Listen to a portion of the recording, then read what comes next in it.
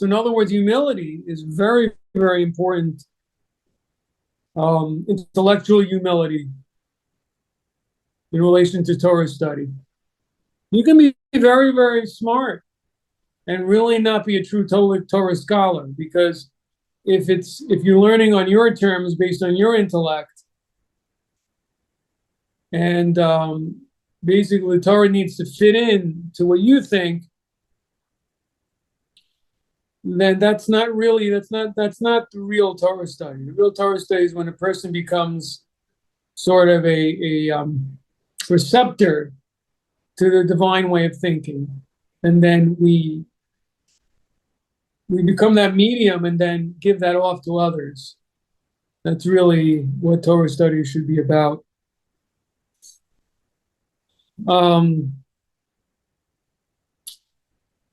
So when I came on, I heard that Cheyenne was talking about the Parsha. And it's interesting about Yosef is, on the one hand, he was a great Torah scholar, and he received the majority of Jacob's Torah knowledge. He was his star student. But on the other hand, we also see his great humility, but also in his great faith. I think more than any other character, any other personality in the Chumash, particularly in Genesis, but even beyond, interestingly enough, just meaning to say, in the text itself, who talks more about God and that God is in control of things than Joseph? I can't think of anybody else who, what really sticks out is in this week's Parsha is, again, Joseph tells the brothers that don't be upset, right, about selling me in Egypt, because it's God that has sent me here in order to, sustain the masses of people of the world, to sustain whole populations. So don't be upset. So in other words, so basically this traditional way of looking at faith that you've heard is right here in the Chumash, right in front of us in the text. In other words, this point of everything is for the good, and that there is a greater plan, and therefore we shouldn't fret. It's exactly what Joseph is saying. It happened to be in his life that it came to fruition in a clear way. But even so, he could have said, look, I could have gone down to Egypt in another way. I could have just put it in an application. I could have sent in my resume, and Pharaoh could have pulled out my resume, and I wouldn't have had to go through all this. But he didn't say that. Of course, that's not literal. My point is, human nature is that just because good things happen doesn't usually stop us from complaining about the bad things, right? But that's not the way Joseph approached it. He didn't say, well, this is great that I'm now a viceroy, but you guys were terrible. I'm going to pay you back. That's the way, if this was a Greek story, it would be a totally different result and a totally different ending, and a totally different choice on Joseph's part. In other words, what I'm saying is that the demons of our nature, the alter ego of Joseph, would have been someone who said, aha, now I have all the power, and now I'll have my revenge. Look, I was right. I'm the king. They were wrong. That justifies me punishing them. He was now in the position to really cause them a lot of harm. When they came to him, he could have said, I'm not giving you any food. You said you're the ones who caused me this torture that I had to be in prison. You know what? You're all going in prison now. That's it. Going in prison. You're not going to see your father Jacob again. That's the end of it. Putting you in jail. No one's coming out, just like you did to me. And now I'm selling you all into slaves. But he didn't do that. He didn't do that. Instead, not only did he not do that, he completely excused them, really, by saying, this came from God. This came from God. So in the end of the day, basically, it's more about result than cause, meaning to say, you may have been wrong, That's between you and God. But as far as what you did to me, you didn't do anything to me. It was all part of God's plan. It wasn't you. So I'm not really upset at you, because the basis usually for our anger at others is because you caused me harm, not because you did a choice to be, because your conduct was bad, but it's the result that upsets us.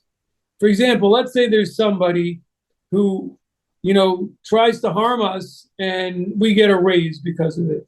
We're not really that upset at them. If somebody yells at us and we don't respond, and our boss says, someone as cool-headed as you, I think you should get a raise. We probably forgive that person or just not care because they actually helped us. So why should we, it's hard to really be upset, even though the person was vindictive at us. I mean, that's a weird example, but the point is that, our human basis for wanting to get back at people is if they cause us harm. It's not really so much about their intent, but about result. And that's what Joseph is saying. Look, you really didn't hurt me, so I can't really be upset at you, because what you did is what was God's plan. So you were just the instruments to bring about what God wanted. So why should I be angry? So he really had the wisdom, and the humility and again, the faith to say, why should I be angry? Look what a position I'm in now. And that's another interesting thing. He doesn't say, I forgive you because of you, I became such a big shot. Because of you, I'm now the second to Egypt. No, he doesn't say that. He does say it when he sends a message to his father. So he wants his father to have nachas, right? When he wants his father to be proud, then he mentions it. He says, tell my father that I'm the right hand of Pharaoh, and I'm the authority over all of Egypt. But when he talks about what he's, happy about, he says, God did this. This was God's plan so that I should be able to help so many people. So that tells you a lot about Joseph. It tells you about how he looks at his function, how he looks at his mission, how he looks at life. That this is something God has given me in order to help, the masses of people, to help whole populations, to help the world, so to speak, right? Tikkun olam, so to speak. God has sent me here to help others, many, many others. I'm in a position to be a world changer. And I embrace that, and so so you just see so many incredible things about Joseph from these few verses here. Don't be upset, he says. It's God has sent me to, Elohim has sent me to Egypt in order to give sustenance to a great nation, to a great amount of peoples. Yeah.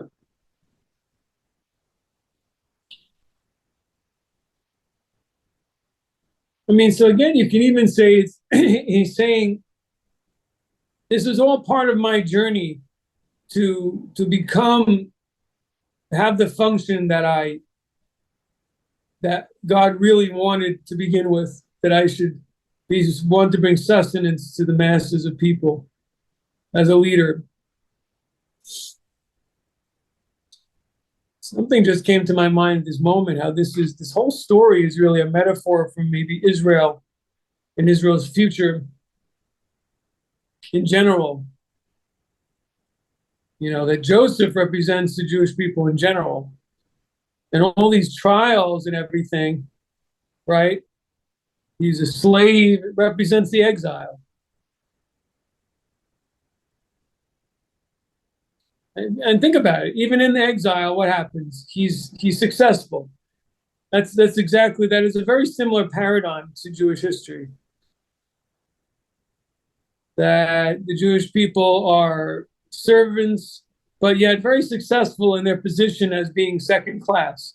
So it's a very funny, type of history that we have.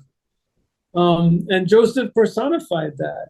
He did. He personified it, and that he was wanted. And when, it's interesting when I read the verses, how Pharaoh invites all of Jacob and his family to come down, and he's thinking in his head, they must be, also like really, Fortune 500 people, and they're gonna, Egypt's GDP is gonna go through the roof with this family. We got to get them over here. You could just see it, and this was so much part of Jewish history over the centuries. That different countries invited Jews there when they were, exiled from other countries to try to improve their economy. And here, this is what Pharaoh's doing. One Jew becomes an example, and because of that, they want more Jews. They invite more Jews to come in and settle, and that's what happens here.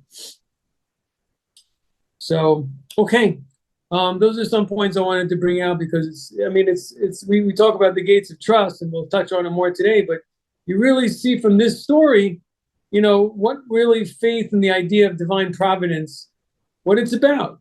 It's really expressly the lesson is right here. We learn it from Joseph. And we also learn from Joseph how a person should always talk in these terms, no matter who he's in front of, right? When Joseph is pulled in front of Pharaoh to discuss the dream, he doesn't hesitate to talk about the God of the Hebrews. He tells them the Elohim Pisronim, right? He says to God, who's a judge, what is Elohim? Elohim is God's name. It represents God in this world. God that's involved in the creation. God that's judgment, right? A kind of an exalted God who's like a king looking over creation and manipulating it, overseeing it, you would definitely say, making judgments. That's Elohim. And he says, Elohim Pisronim. He tells Pharaoh when he's called that Pharaoh, I heard that you can interpret a dream. He says, no, the interpretations belong to God. So he attributes his talents to God. That's another thing we see about Joseph. He doesn't pat himself on the back. He attributes his abilities to God.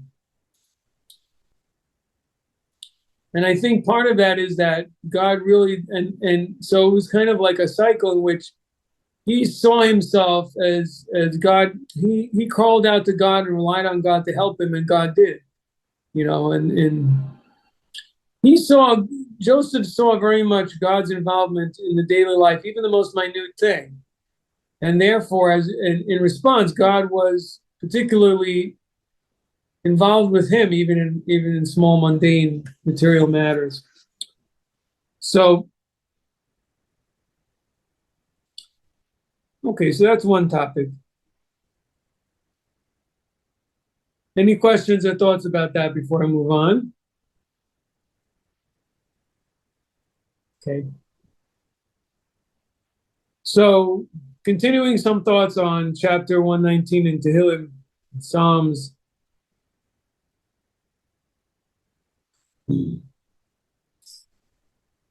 Going back to verse 6, I never seem to finish. I seem to go over these verses again and again. There's another idea I wanted to share with you is in verse 6 that states, "Then I will not be ashamed when I behold all your commandments." So one thing we see clear, we didn't speak about last time, is that there's an obligation to know all the commandments. Because this verse is saying, when will I not be ashamed? When I gaze at all the commandments. So not one isn't enough. So a person has to know and be familiar with all of them that they're responsible to know. And so obviously that means for the Bnei Noah community that all the 7 and all our offshoots should be known to you. It's an obligation to know them all, not some of them, not a part of them. Should know them all in detail. And and what their repercussions are. And if you don't, then that's something to be ashamed of. There's something maybe a person may be ashamed of in the future. This word "us," the first word in this verse, which says "then," this idea of "then" is a verse that we also see in regards to Moses when he's with Israel when they sang praise by the Reed Sea. It says, "Then Moses sang," and the sages say this means also in the future, in the resurrection of the dead. Once again, Moses and the Israelites will again sing in praise. So there's an idea here that, in the time a person's judged, will be judged on whether or not he studied all the laws. And there's a responsibility to study them all.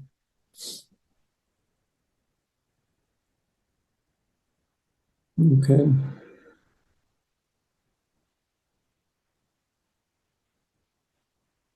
So a person's attitude should be what's normative, and not to do that. A person should feel like they've come up a bit short, feel a little embarrassed about not doing that. So a person, so that's a kind of a good type of jealousy and a good type of ambition. A person should want to have that knowledge.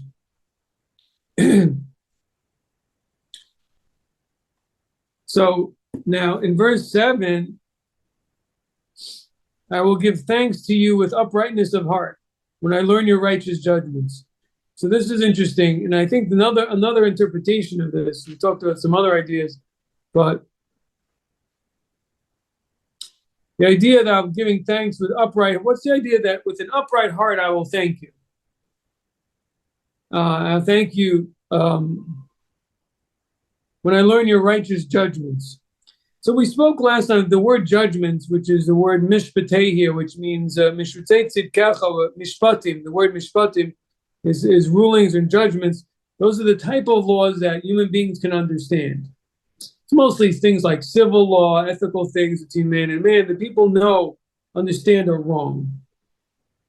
And so what it's saying here is that a person's upright heart will praise God seeing those things. So in other words, the things that a human being does understand, when we study those things, when we study those laws, so the person should appreciate them and say, wow, look how just and right and righteous are the laws of God. And that also helps strengthen the other things, because in other words, if within what we can understand, we see that God is righteous and there's justice and reason and reasonableness, so then we can apply that to things we don't understand also. But the point is, but we can't be phony. So the verse is saying that here, so with the type of laws we can understand, this is a place where we can praise God and also, buttress ourselves, support ourselves. Like, wow, I can appreciate. I can study these laws and I can appreciate that God is righteous by studying the moral line. See, wow, this is a moral God and a moral code. And that helps a person's overall confidence in the rest of the law. Any questions about this? Okay.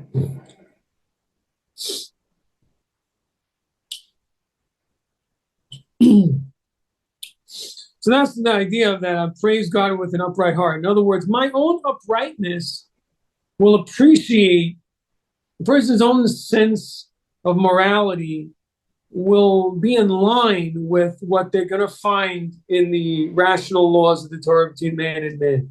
That's what we should be finding. And that helps us, again, overall appreciate God's law. Okay.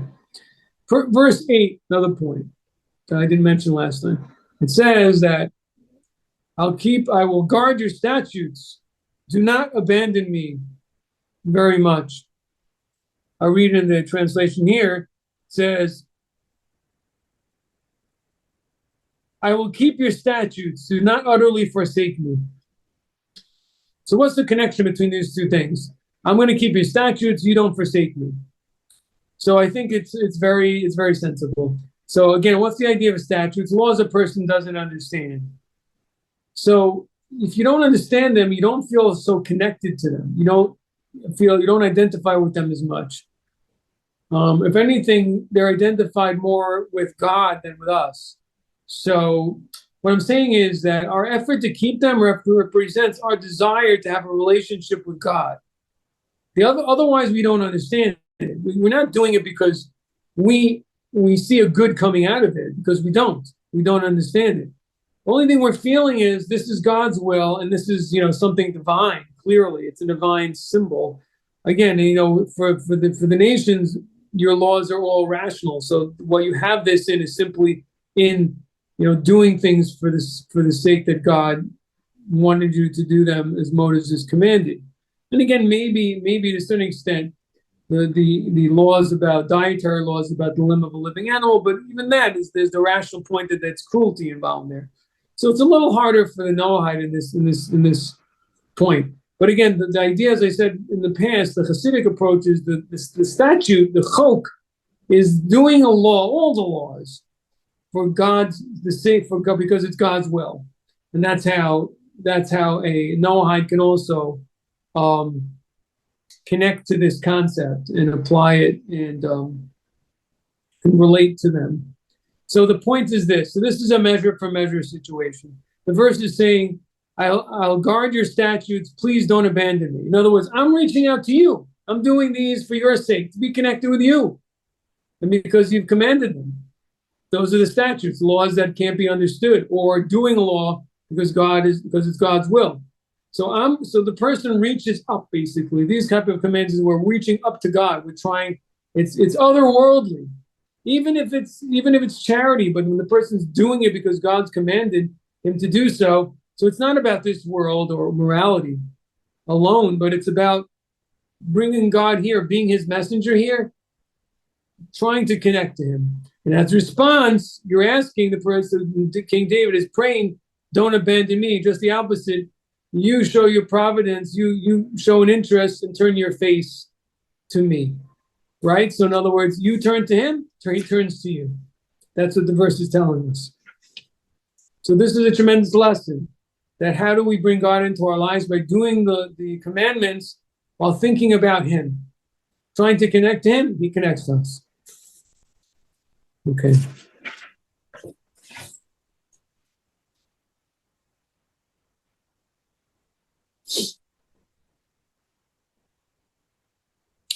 The next verse, I'm just going to begin.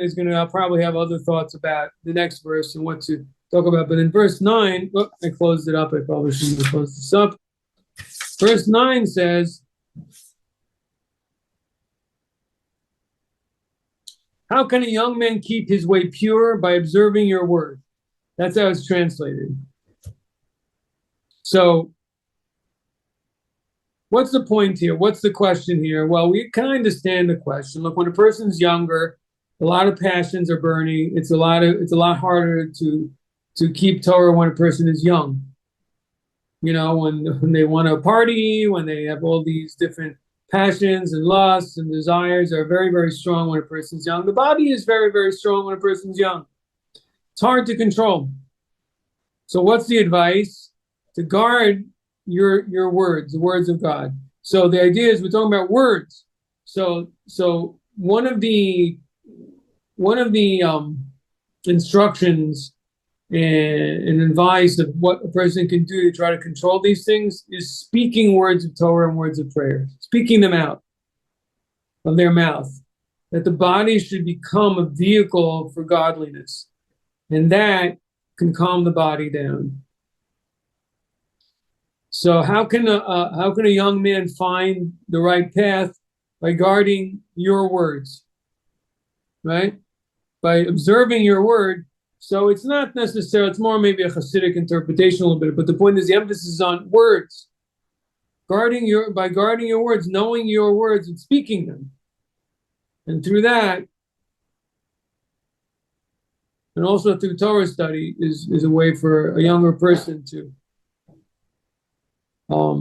help their mind and what they want to do mentally control their heart and their body, their passions that are burning sometimes to them to do irrational or not what's the word I'm looking for? Not simultaneous things, but not spontaneous things. Word isn't coming to me at the moment. But the point is to do things instinctively and without thought. So by studying Torah, particularly by speaking out words of Torah, that can help a person, make sure their mind stays in control. Okay. Now, a couple more things. Any questions on this? Anything? So far, comments, questions. Going once, going twice, going 3 times. Nobody wants to buy any cattle here? No, wait, one more time. One more. All right. Gates of trust. So we'll talk a little bit about our book, Duties of the Heart, some of the points that it brings out. So in the Gates of Trust section,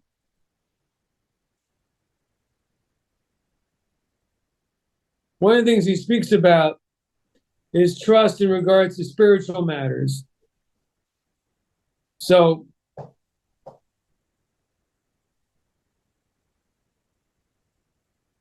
it's interesting. Some of it is a little repetitious, in which he just speaks about how, that the tranquility a person will find through trusting in God in his religious life, similar to in physical things. Anyway, so he breaks up our spiritual part of our lives into three parts. Number one, the choice by the heart and mind to do something good, right? The intent and resolve to do what one has chosen.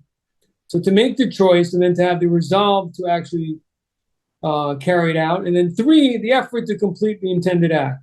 So there's 2 points of it which are really consciousness-based. The first is making a choice, and then have the intent and resolve to carrying it out, and then third, actually carrying it out. So that's how he breaks it into three parts. So obviously there's a little bit of a tricky problem here, and that is a person could misuse or misunderstand faith and trust in terms of their spiritual life. In fact, I think we had someone who made a guest. How should I say that? Who made a guest appearance, so to speak. One time, there was a gentleman here who asked this question about, if God knows everything and controls everything, why should I even try? Something like that. And why should I have to? What's the point of me, being careful to carry out the commandments or something like that? He was asking. So I don't know. I don't recall the gentleman's name, but it's interesting because his question really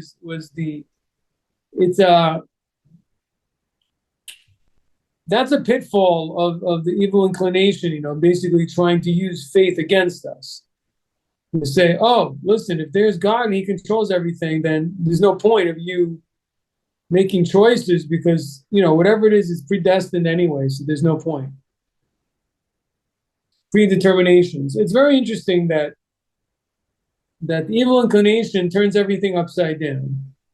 When it comes to sins, he tries to get a person to put in a lot of effort. When it comes to sins, when it comes to physical pleasures, when it comes to this world, he's always telling a person, oh, you got to put in all your effort. Suddenly, when it comes to Torah and commandments, he's telling the person, oh, you should just have faith. The God is in control. Don't worry about it. It's always turning things upside down. When it comes to money or his livelihood, everything, oh, you got to put in every bit of, squeeze out the last drop from that lemon to try to make $1. Every bit of your energy has got to go into doing that. Otherwise, who knows what? Maybe you won't get it. You miss $1. Comes to spiritual things, he says, don't worry, God's kind. It's going to be okay. There's nothing to worry about. He always turns things upside down. Really, it's the other way around. God will help us spiritually, although we do obviously have to put in physical efforts, but nevertheless, not to violate the law in any way, and everything in good measure. A person should make sure to have time for Torah study, for prayer, for family, for doing some of the mitzvahs, and so on charity, and make sure to give charity, and and the other hours to put into what's necessary towards their livelihood in a way that's sensible and rational in the time and place that they live. But that takes a certain bit of faith. But the other way, a person, when it comes to effort in fear of heaven and so on, that's misplaced faith. That is where God told us we have to put in our effort. We got to do it. We got to do it. That's the place where we're being tested, where we were given the power to really be free agents, and we have to make use of it. So in his words, In regard to what is not hidden or removed from us, such as the choice of service or transgression, and the intent and resolve to carry out what one has chosen, relying on God in these would be erroneous and foolish, for the Creator may be exalted, has left to us the choice of serving Him or rebelling against Him. As it is written, choose life, Deuteronomy 30:19. But the carrying out of the intended act of service or transgression, He did not leave to us, but made it dependent on external means that are sometimes present and at other times unavailable. So it's interesting. So his position is that the actual carrying out of the act, we're not in control of that. Or the transgression either. We're not in control. That's up to God.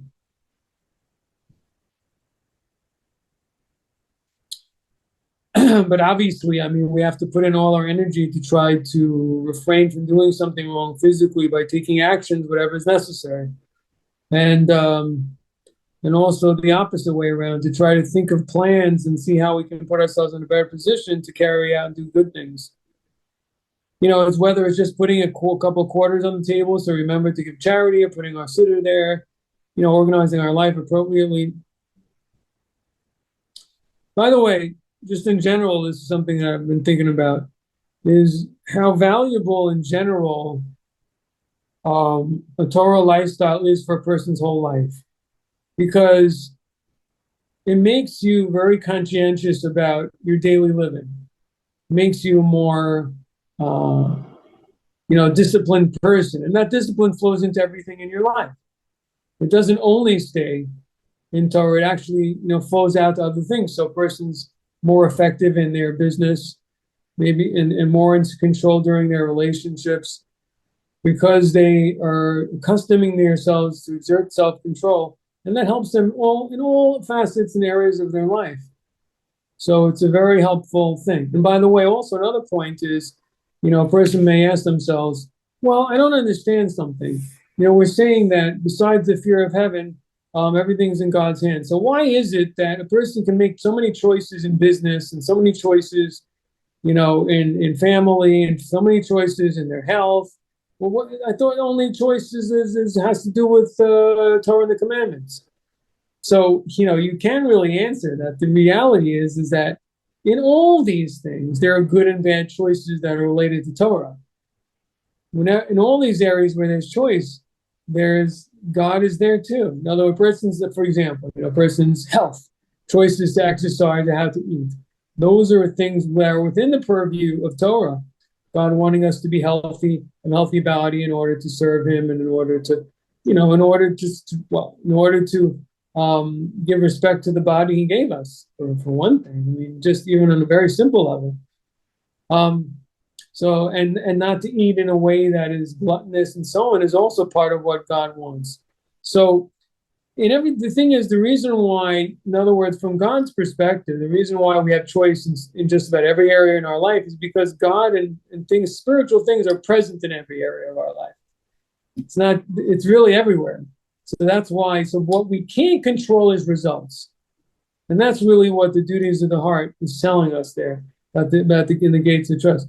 It's the things that, whether we actually can commit the transgression, God forbid, or whether we can do a mitzvah, that's in God's hands. We can't control a result. He can do that, but we can't. So, but nevertheless, those choices and determination is things that it's up to us, and it's in all areas of life, really. And the same thing in terms of making a living. So many choices, and a lot of those choices are moral choices, and also choices in terms of being satisfied with our lot or not satisfied with our lot. All those choices are spiritual, are related to the commandments. So, and if we look at that from this term, so again, there's like this interesting, you can make a big mistake. It's very tricky, because a person could interpret the fact that they have this free agency in so many areas of their life that, oh, God isn't present in this, I can do whatever I want. But in reality, it's just the opposite. God is giving man a specific agency and independence, which is a divine gift that animals don't have, because His purposes are in these things also, because His mission is in these other things too. In all areas of our life, God's will and objective that human beings should make moral choices and therefore bring his sanctity down into this world, as it's expressed in Hasidic parlance, this idea of creating a dwelling place for God in this world is present in everything we do. That's the whole idea. Making God a dwelling place in this world means within the material and the worldly. How are we going to behave there? And so there's so many choices we can make all throughout the day. And the question is, am I looking at all of as we said in the Tillim, it said, as I gaze at all your commandments, I will praise you.